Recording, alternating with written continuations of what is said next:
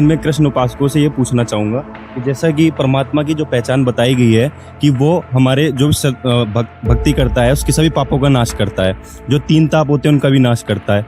तो मैं श्री कृष्ण उपासकों से पूछना चाहूँगा, जो श्री कृष्ण जी थे, विष्णु जी के अवतार थे, जब वो त्रेता युग में श्री राम जी के रूप में आए हुए थे, तब उन्होंने जो उसको बाली को छल से मारा था, तो उनके ऊपर जो 3 ताप का जो था पाप, वो जब कृष्ण के रूप में आए तो वो अपने ही उस 3 ताप को नहीं काट पाए।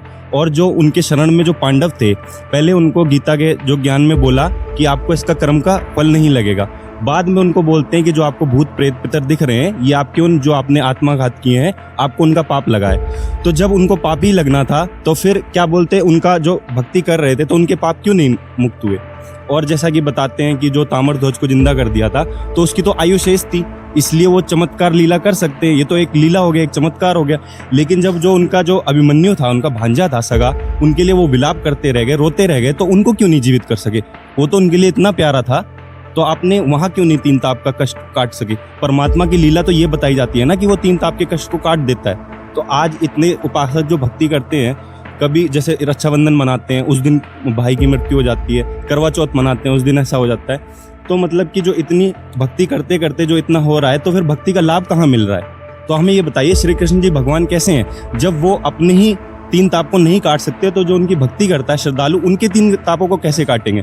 तो उनकी भक्ति करने का लाभ क्या है? और आज देखिए संत रामपाल जी महाराज जी के जितने भी श्रद्धालु भक्ति करते हैं, आप उनके देखिए ऐसे ऐसे इंटरव्यू आपको मिलेंगे, ऐसे ऐसे चमत्कार मिलेंगे।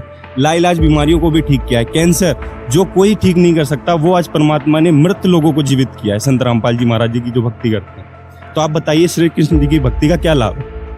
वो भगवान परमात्मा कैसे हुए? जब वो 3 ताप के कष्ट को भी नहीं काट सकते तो वो कैसे परमात्मा हुए? आप तब से पूछ रहे हैं कि कबीर साहिब भगवान कैसे हैं। अब आप बताइए श्री कृष्ण भगवान कैसे हुए जो 3 ताप को भी नहीं काट सकते? ये भी सवाल इनसे लेते हैं भाई कृष्ण।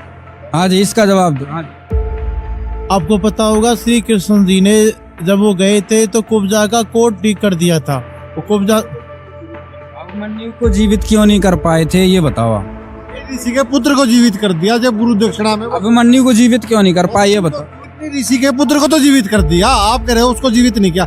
मरा हुआ कई सालों का था, वो भी तो जीवित किया, समुद्र में डूब के मर गया था ऋषि का पुत्र।